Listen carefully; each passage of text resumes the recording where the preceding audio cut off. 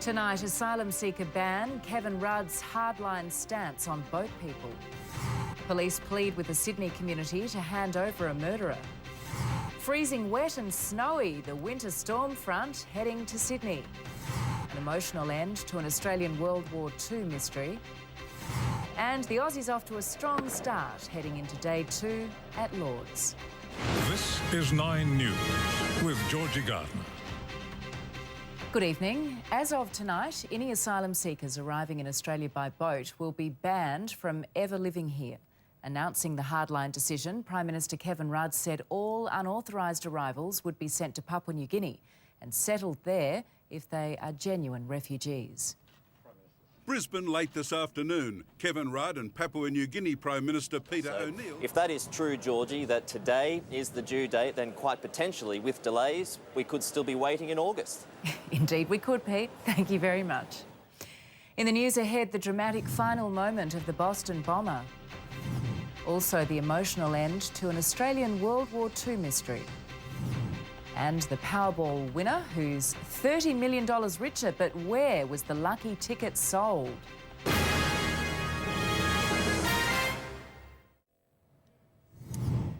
A police photographer has been stood down for publishing this bloody image of Boston bombing suspect Johar Tsarnaev in the moments before his capture with a sniper rifle's laser centred on his head.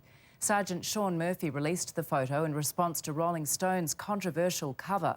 Murphy says the magazine glamorised Tsarnaev and was an insult to the victims. An Australian war hero has been laid to rest, marking the final chapter of a mystery that's lasted nearly 70 years. Warrant Officer John Hunt was just 20 when his Royal Air Force bomber took off for one of the final battles of World War II. We promise never to forget them. See their team ahead of tomorrow night's sold-out game against the A-League All-Stars. Sport is next with Cameron Williams, who joins us from Leichhardt Oval tonight. Hey, Cam. I am, Georgie. Lots of NRL fans here. Benji Marshall is saying goodbye to Leichhardt tonight, and we'll talk to Tigers coach Mick Potter live. A big injury blow for the Roosters. Sonny Bill is sidelined and ironing out some frustration at the British Open. And winter is about to return to Sydney with a vengeance. And could the Blue Mountains even pick up some snow? I'll tell you shortly. The Roosters have rallied around embattled halfback Mitchell Pearce following his rather forgettable performance in Origin 3. His teammates say it's unfair to make Pearce a scapegoat for the Blues' defeat.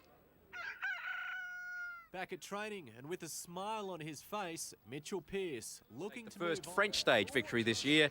Chris Froome remains in the yellow jersey. Great game of football in store tonight, Georgie. It all starts at 7:30. Enjoy. Thank you, Cam.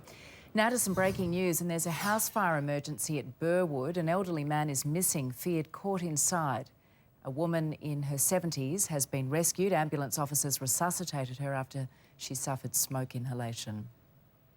Coming up, a check of the petrol as prices hit $1.60, plus Sylvia with the weather. Georgie, the huge storm front in Victoria yesterday stretched as far north as southern Queensland. It delivered about 60 millimetres of rain to the New South Wales ski fields. However, the cold air mass is creeping in with showers, so Perisher and Thredbo could see up to 50 centimetres of snow by this time tomorrow.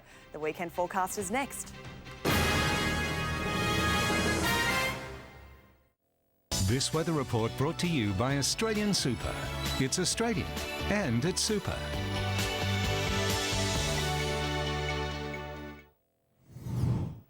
The stock market finished the week down, the All Ordinaries closing 17.5 points lower. Our dollar is buying a little under 92 US cents.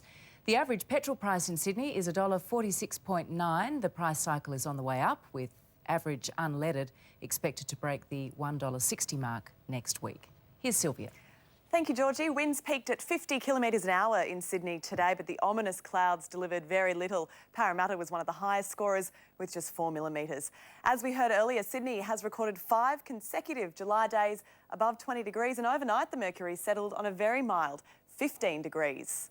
Now, cold westerlies will soon bring a very abrupt end to the mild temps as a deep low and front push east. The wind chill will set in Saturday and Sunday, bringing snow to the Alps and possibly even a light dusting over the Blue Mountains. Now, Melbourne will be just 13 degrees tomorrow, with rain at times in Brisbane. In New South Wales, the heaviest rain will push into the northeast of the state. The coldest temperatures down through the south, a top of 11 for Griffith and Albury, sunny and 17 in Wollongong. Saturday in Sydney is looking mostly sunny and mild. The top temp 18 degrees, that's just 2 above the July average, and an overnight low of 11. The entire region should stay dry tomorrow, just a little high cloud about, northwesterly winds to 25 k's an hour, 18 the top for Parramatta and Kellyville, 17 at Terry Hills. Now here is the good news. In the city, the temperature drop won't be as dramatic as first thought. 17 from Sunday until Wednesday, a few showers midweek and the low around 7 or 8. In the west, much the same, plenty of sunshine over the weekend. The top temp hovering between 16 and 17, the low between 5 and 6 for the entire week ahead. It is looking like a terrific weekend, though, to hit the ski fields. Georgie? Looks that way, Sylvia. Thank you. And that is 9 News for this Friday. Tracy's up next with a current affair. I'm Georgie Gardner. Thanks for being with us. Good night.